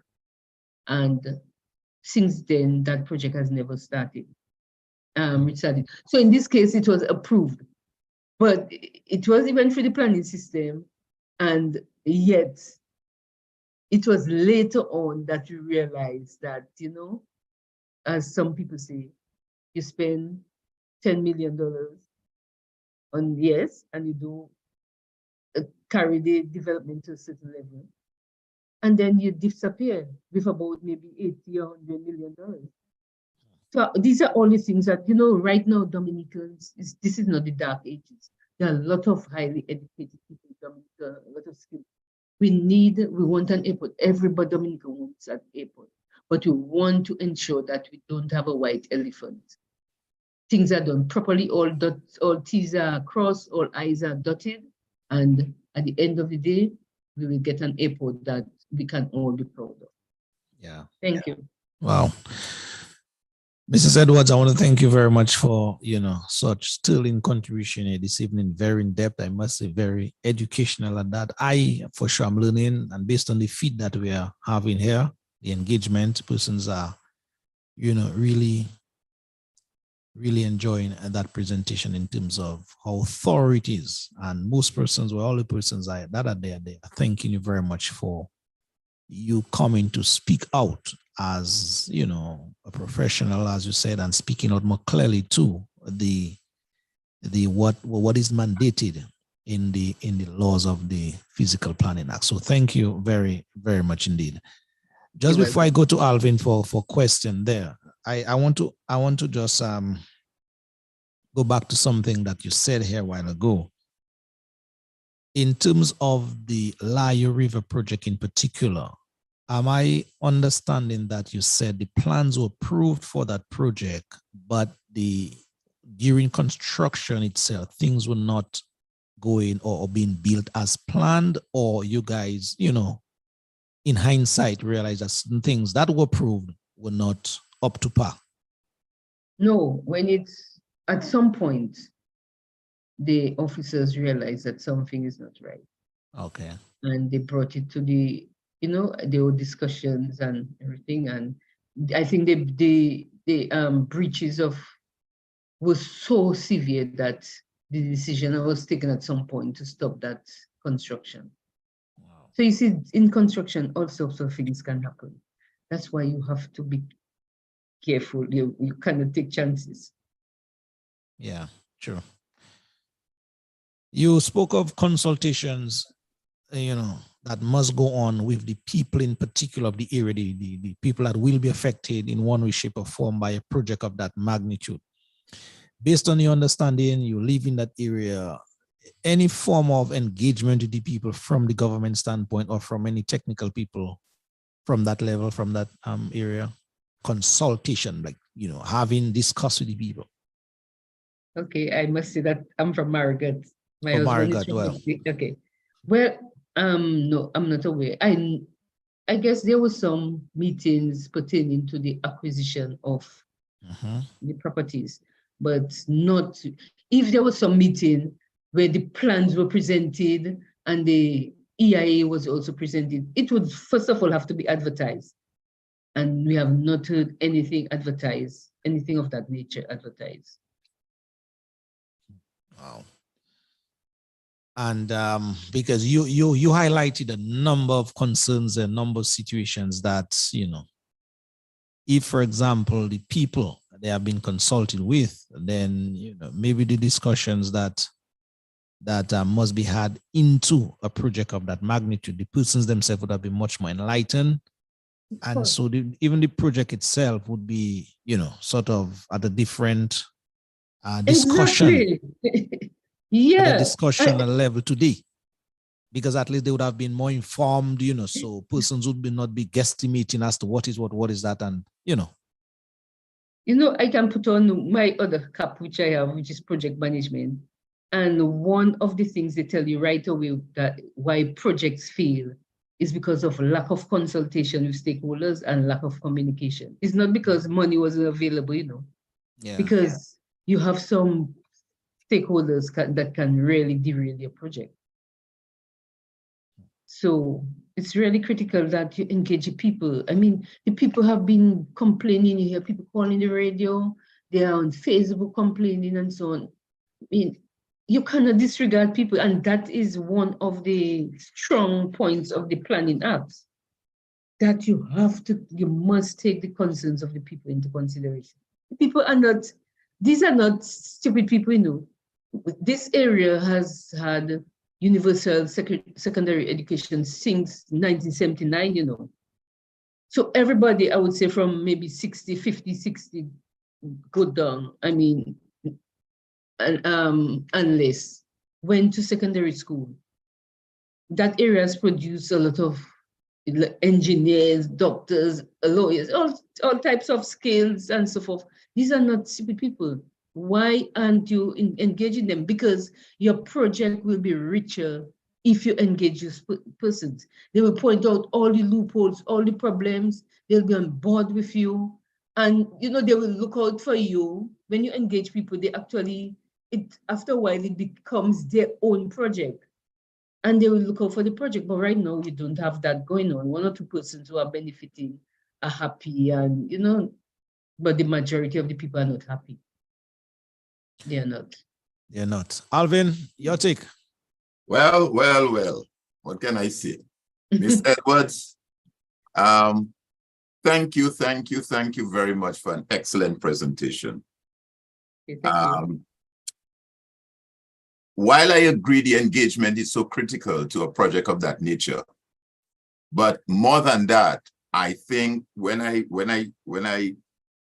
if you take this thing within a much broad and wide context, there are so many factors that come into play. Our land use management, our resource management, our environmental issues. I mean, so many issues that project will impact. And let me say also that should that project be undertaken, this most likely will be one of the biggest projects Dominica has ever seen in its lifetime. Never. We have never seen anything like that before, never. This is going to be one of the biggest projects. And as such, therein lies the fact that there will be a greater impact, positive or negative, on the country. But what I read from what you've said so far is a total breach of our Planning Act, total breach of the law. Okay. And I think one of the presenters earlier in the week who presented it, I think it was Lennon, made the point. As I said, quite apart from the consultation and everything else, therein lies a lack of governance. Because here we have a Planning Act that is designed by law to do certain things. And the government just decided to say, hell with the Planning Act, we're doing as we please. Let me say to those who are listening to this program this afternoon, Dominicans at home and abroad, Dominicans in the diaspora, this is a Dominica issue. This is not a Wesley issue. So I'm not even going to say, well, the people of Wesley should do this or should do that. This is a Dominica issue. And I think there are enough professionals around the globe, Dominicans around the globe, both at home and around the globe, engineers, architects, geologists, environmentalists. I mean, you name it, you could go on and on and on and on. And I am appealing to them this evening. I'm appealing to them this evening to lend their voice to this matter that we've been discussing now, to provide their professional input, advice, counsel, whatever it takes to this issue. I'm appealing to the attorneys out there listening, the Dominican attorneys in Dominica and outside of Dominica as well, to address this matter. Because what has happened there, government as a entity, if you want to say it, the executive, we have 3 branches of government: the executive, the legislature, the judiciary. Government has decided to disregard the laws of this country. And herein lies the responsibility for the attorneys in Dominica and outside of Dominica, Dominican's attorney, to lend their voice to this issue. Because this is a very, very, very serious issue. And as I said earlier, Civic Vibe is not opposed to an airport, to an international airport. We all want development for Dominica. We all want to be able to fly in and fly out and all that stuff. But it has to be done properly. I think you mentioned the fact in terms of our degree slope and our percentage of land. More than 64% of our land in Dominica have more than a 31-degree slope. 64%. So more than half of our land have what is called more than a 31-degree slope. So we have very little flat land available to do development or to develop communities. And therefore, we cannot now just take this huge portion of land, do not do the right thing, do not do the proper EIA, do not do the proper environmental management plan, just disregard everything and say we are building a development of that nature. This is madness. So I'm appealing to Dominicans wherever you are. Let's lend our voice to that. Let's do what is necessary. And we saw in Grenada just filed an injunction for a similar, well, not an airport, but a really huge investment development, almost $4.something billion. And they filed the matter, they filed an injunction in the court and won, the Grenada land actors. So I think Dominica needs to do the same. Let's get this right. And I think the government has an obligation to operate under the law. That's what I would say on this matter at this point. Yeah. Mrs. Edwards, let me just ask you, please. I noted that you said Mr. Robin basically was the one that was responsible to, do most of what you presented there this afternoon, right? No, just the alignment. The alignment. Oh, the alignment. Okay, cool. So would Mr. Robin and yourself be prepared to, parallel to that presentation this afternoon, undertake a similar project that would indicate to us the concerns and consideration that, same planning would have read the the prior area that was carried out or marked out or earmarked for an airport as well, or for the proposed entire airport? You mean the sites that the Yes, UWP the has site that the or UWP had earmarked for that airport. I'm just asking whether Mr. Robin, yourself, other professionals in that field would come together to sort of do the same alignment, do the same, whatever it is. And so we the Dominican public now could compare and contrast what is happening. and superimpose it on the same map. Very Yes, well. yes, Very dual well. mapping, that's right. So You're talking about putting it on. Yeah, that's easy to do. I mean, the technology I use for doing that is what you call ArcGIS. That is GIS is your audio is feeling a little bit here. So it's just to get, I think, okay. I was saying that it's easy. I saw a map. Hello. Yes, hello? Yes, we are hearing you. We are hearing you now. Yes. We're hearing you now. So, yeah. So what I was saying is that I saw a map where that alignment is. I could just superimpose it on the map I did. That's easy to do. And this is something the government should understand. When you work at the planning, everybody, the technical people who work at the planning department have that capability to use that technology, create maps. The planning department has what you call a geographic information system, GIS system, with highly skilled people who can create maps. They use drone imagery. They can fly the area, create maps of the area, show every aspect. There is a database with information on the hydrology, which is what I presented. Hydrology, geology, contours. You can get everything at the department. The government has a department which is at its disposal with highly skilled people who will be happy to work along with the Chinese on this project and show them as you go, do the maps for them as they go along. There's also a database with vulnerability maps. So the plan department collaborated with the University of Twente in the Netherlands after Hurricane Maria to develop what you call vulnerability maps. So you can get vulnerability maps to show you in the event that there's another system like Tropical Storm Erica, Hurricane Maria affecting us, the extent of the flooding that will take place. It will show you there's a landslide, the areas that are susceptible to landslide.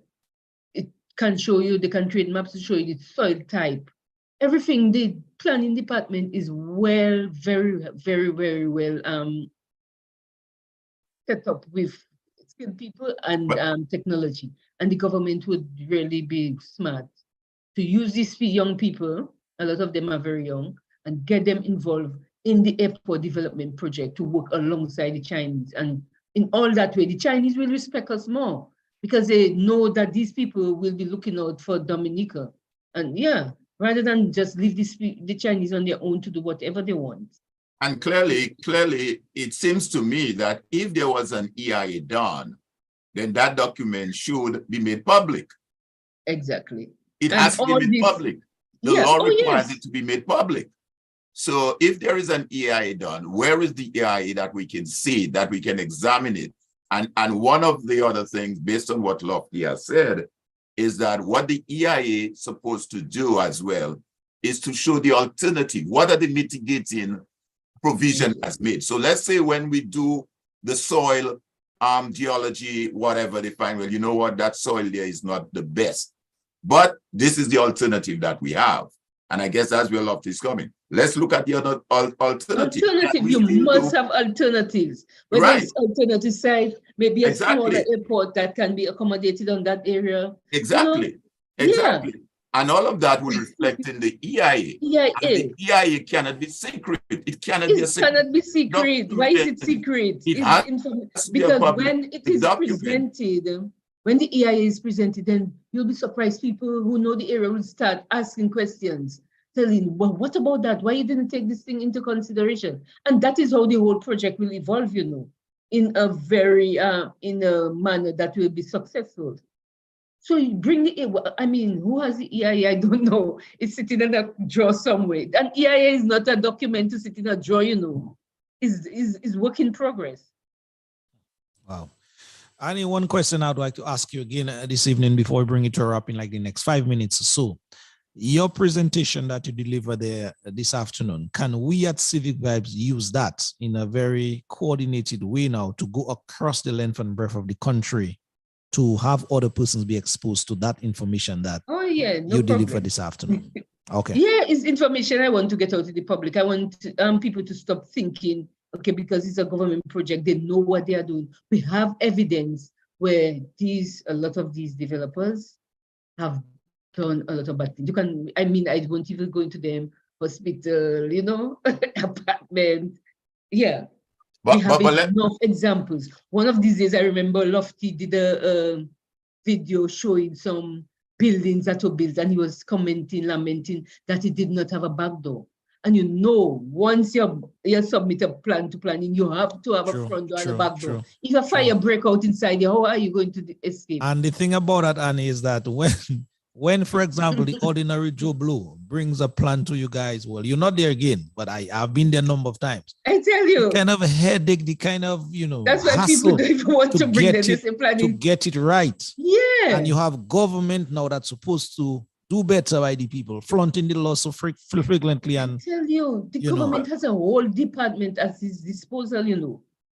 And as you say, when plans come in, you know, you have people going back and forth with their plans because they have to make sure the details are done properly. They have to show the environmental aspect is the disposal is taken care of. If it's a massive building, we send the plans to the fire department.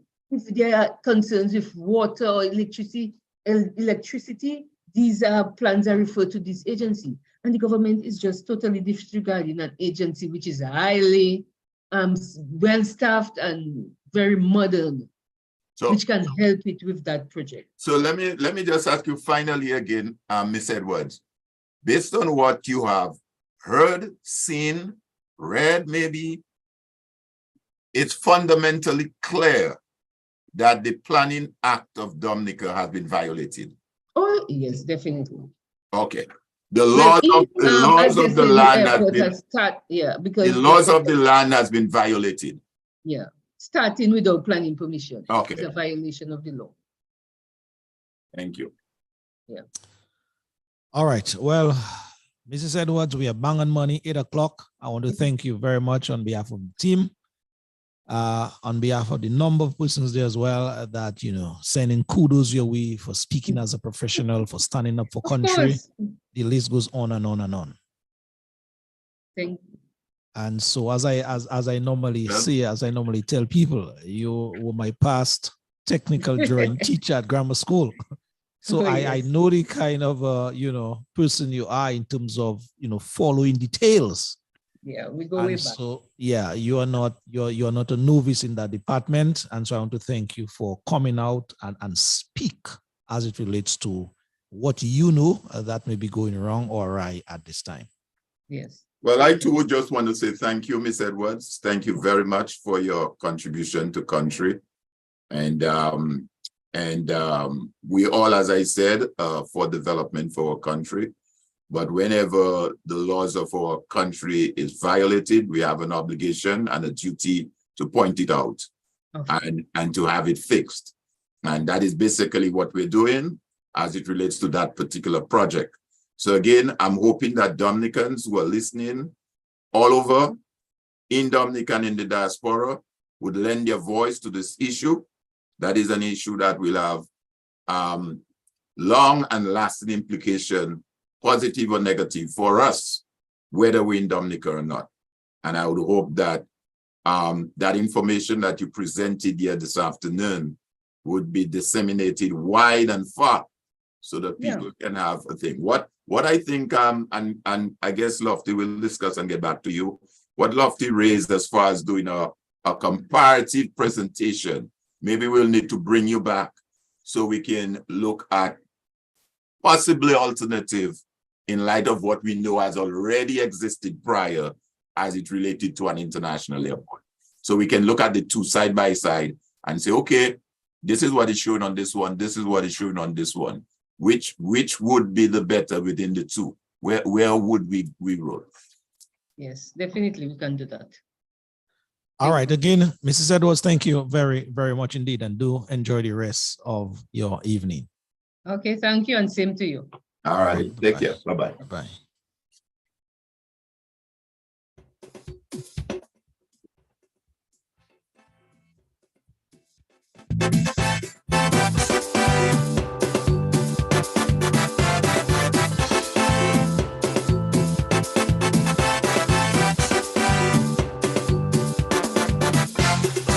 I listen to you day after day. I listen to every word that you have to say. Yeah, yeah. You say that you want to build this land and how you'll help every Dominican. Those are promises, mommy. So many like you have come and gone. Too many still singing this same song. So many taking me for a fool. Too many treating me like a mule. And your ignorant polarization causing untold destruction in this little island. Mommy, tell me the other time. Yabasak is like gramophone in wine. Promises, I can't pay my bill on promise. Promises, I can't go to shop on promise. Promises, Folks, you're now listening to Lady S singing this song entitled Promises. A line I love in there, Alvin, is where she said, Diabasak is like a gramophone in wine. I know. Wow. I know. I like that one, yeah. Diabasak, meaning devil in the bag of Like gramophone in wine. gramophone in wine. That's lyrics, boy. So Dominicans, that is it for us for yet another program for the 19th day of March 2023. Thank you each and every time for your eyes and ears. Remember, we are streaming this program live on YouTube and also on Facebook, right, as well. so in the church. So you guys have the option that is live on Facebook and also on YouTube. And your constant assurance, you fix every situation. But let me just move back to Alvin here for his final comments as we bring the program down to a wire this evening. We'll get the promises track from Lady S in the entirety as we close. But Alvin, yes. Yes, well, a great program again this afternoon. I think our folks who have been online on the various social platforms, I'm sure they are well pleased with what they have heard here this afternoon.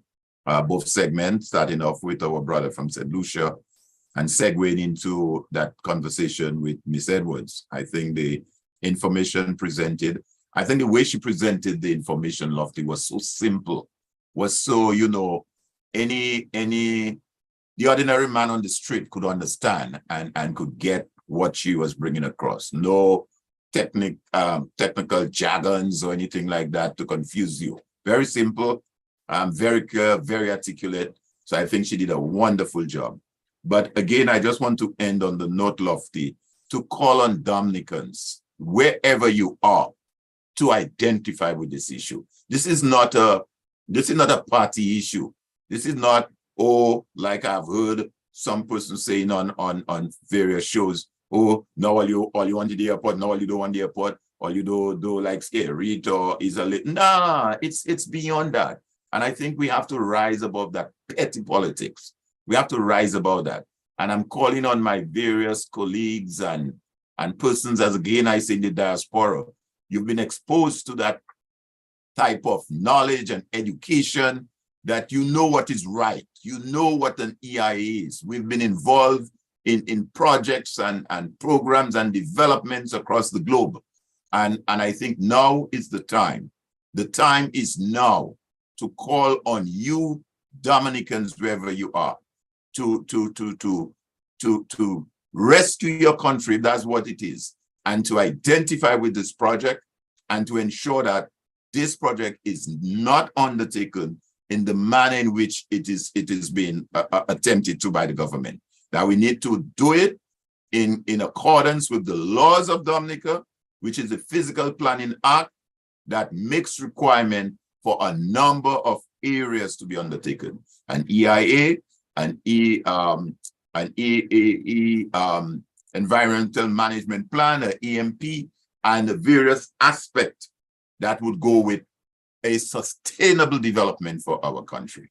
So that's my end on that, Lofty, and you continue to have a great week, my brother. Yes, and indeed. Joan in the background, let me say thanks to our technical team. You know, this thing is not possible without our technical team, persons like Joan in the background, Ella, and all the persons who work in the background to make this thing happen. We want to say thank you, and thanks to our many folks and fans who have been online. All right, Alvin, thank you very much for taking time off your Sundays to be here with us each and every Sunday with the people that is. Thank you, my brother. Folks, that is it where we must bring down the curtains on things here. It's already 7 minutes past the good old hour of 8 o'clock. We'll be playing that track in the entirety. That is the song entitled Promises by Lady S out of the Mont Prosper area. And then thereafter, we will end the program for tonight, formally that is. But just wishing you guys a very, very good and blessed week indeed. Thank you very much. See you next week, same time, same place from 6 o'clock right here on the Civic Vibes program. That's it, Dominicans.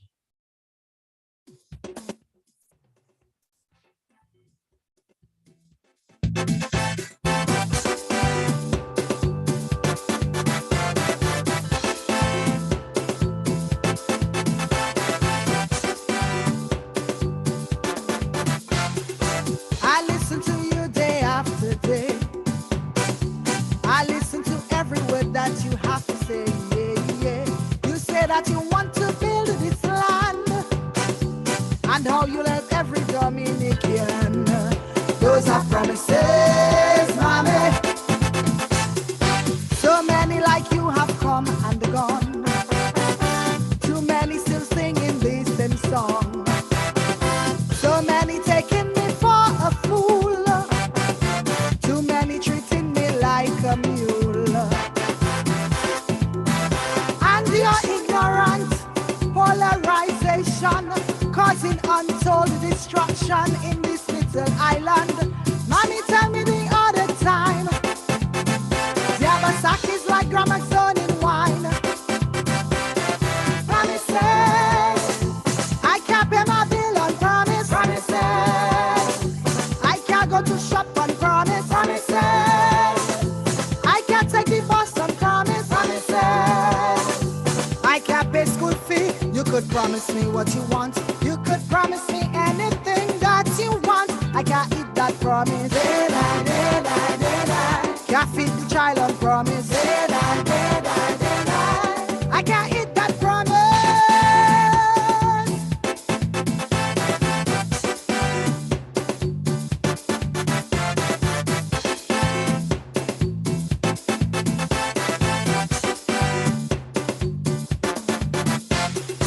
I listen to your condemnations, like a pastor in a church giving a fiery sermon. I listen to all your solutions and your constant assurance you'll fix every situation. Promises, mommy. Nothing ever satisfying you. Nothing ever good at all in anything other people do. Nothing that they say to you is true. Cause you only see the world in them two colors, red or blue. And like sheep they follow, see how low they could go. Where the road lead them to, they will never know. Mommy said the truth never dies. The grass no green on the other side. Promises, I can't pay my bill on promise. Promises, I can't go to shop on promise. Promises, I can't take the bus on promise. Promises, I can't pay school fee. You could promise me what you want. You could promise me anything that you want. I can't eat that promise. Can't feed the child on promise. Can't pay school fee on promise.